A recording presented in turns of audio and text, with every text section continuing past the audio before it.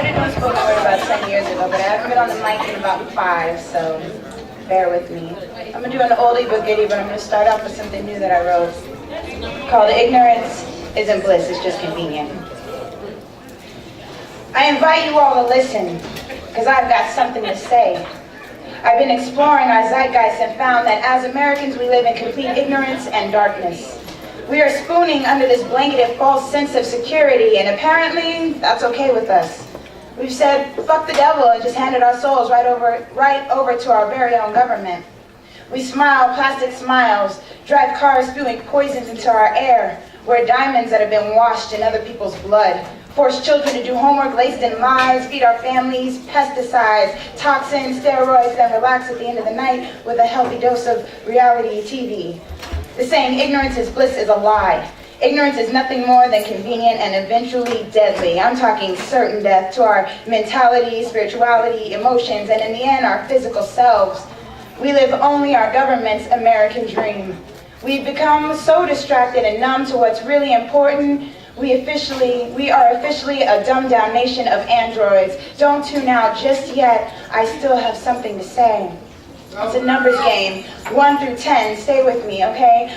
$1 per day to be made in West Africa mining diamonds. 2% of America's richest adults own half the world's wealth. 300% more Americans die using prescription medications than those on illicit drugs. Over 4,000 soldiers dead since mission accomplished. Only 5 states recognize same-sex marriage. 16 million Americans live in extreme poverty. 75% of people in this country are overweight or obese. An 18-day revolution brought Egypt to freedom. 9% of Americans have diabetes. That's 26 million people. And 10% of the world's income is earned by women, even though they perform 66% of the world's work.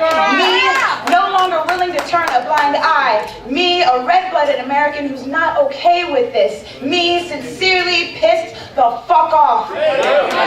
We let this happen.